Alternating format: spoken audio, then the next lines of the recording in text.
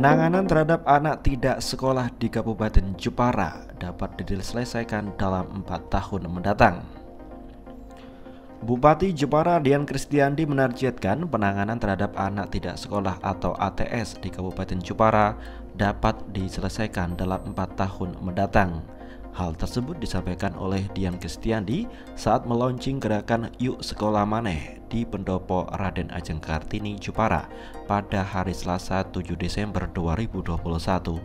Bupati Dian Kristiandi mengungkapkan jika berdasarkan data Susenas tahun 2019 terdapat 17.065 ATS di Kabupaten Jepara.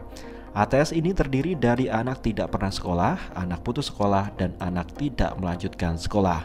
Pihaknya ingin dalam 4 tahun penanganan ATS tersebut bisa selesai dan semua desa sudah menerapkan gerakan Yuk Sekolah Maneh tersebut. Dirinya menyebut memang banyak faktor yang menyebabkan ATS tersebut. Di antaranya memang anak tidak mau sekolah, faktor ekonomi, pernikahan anak, penyandang disabilitas, pekerja anak, faktor sosial budaya, dan faktor-faktor lainnya. Dan hal ini menjadi gambaran begitu kompleksnya isu dan permasalahan anak tidak sekolah yang dihadapi. Lebih lanjut, Bupati Dian Kristiandi meminta sinergi antar semua elemen dalam menjalankan program ini, sebab gerakan Yuk Sekolah Maneh ini menggunakan konsep kolaborasi berjenjang, yakni dengan menjalin kemitraan bersama antara pemerintah kabupaten, kecamatan, desa, serta pihak-pihak lain non-pemerintah. Tujuan dari kegiatan ini yakni sebagai upaya percepatan penanganan anak tidak sekolah dan memastikan anak usia 7 hingga 18 tahun dapat bersekolah sesuai dengan jenjang pendidikannya, dan ini menjadi tugas dan tanggung jawab pemerintah. Untuk tahun 2021 ini, program Yuk Sekolah Maneh memilih 4 desa di Kabupaten Jepara menjadi pilot project penanganan anak tidak sekolah.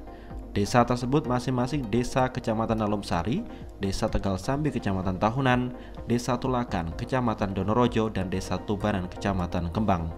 Anak-anak yang putus sekolah dan mengikuti program ini sebagian melanjutkan ke sekolah formal dan sebagian melanjutkan pendidikan di PKBM.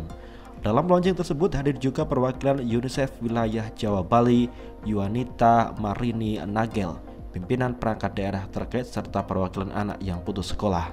Seperti diketahui, masalah anak putus sekolah menjadi salah satu faktor utama yang menghambat pemerintah dalam mencapai target wajib belajar 9 tahun dan menuju pendidikan wajib belajar 12 tahun. Secara nasional, berdasarkan data Susenas tahun 2019, 4,3 juta anak di Indonesia tidak sekolah. Itu adalah program penanganan anak putus sekolah ya, anak tidak sekolah. Yang mestinya memang menjadi tanggung jawab kita semuanya, khususnya adalah pemerintah daerah untuk mewujudkan pendidikan di 9 tahun itu. Lepas dari itu, kalau kita melihat tadi anak-anak itu cerdas-cerdas tuh, anak-anak kita cerdas sekali. Tadi si Putri itu, terus si Tio itu, anak kelas 4 SD dia bisa menjelaskan cerita bagaimana kondisi orang tua, bagaimana dia mengalami kondisi di lapangan dan kembali lagi ingin bersekolah. Itu luar biasa saya kira. Maka kita akan terus dorong untuk semua stakeholder yang ada di Jepara ini bisa bekerja sama antara swasta, pemerintah, mungkin diawali dengan pemerintah yang paling rendah untuk desa ini untuk selalu mengawasi lingkungannya.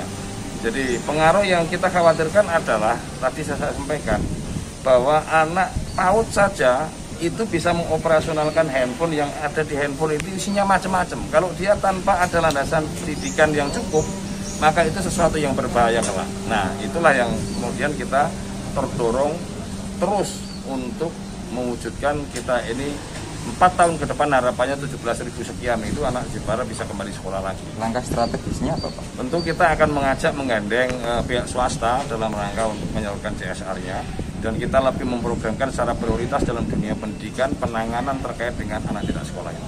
Pak, soal anak putus sekolah kan tidak semata-mata karena biaya ya Pak, mayoritas karena faktor lain. Pendampingan psikologi serta pendampingan sosial Pak? Itu diperlukan, makanya tadi mengajak untuk para petinggi ya.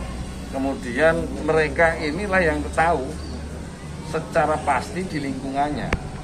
Petinggi itu kan di lingkungan masing-masing dia tahu, oh si A ini anaknya siapa, keluarga mana, kenapa mereka sampai seperti itu. Nah, itu untuk selalu disampaikan satu inventarisasi persoalannya, disampaikan kepada kita melalui dinas yang terkait, baru itu nanti akan dilakukan penanganan.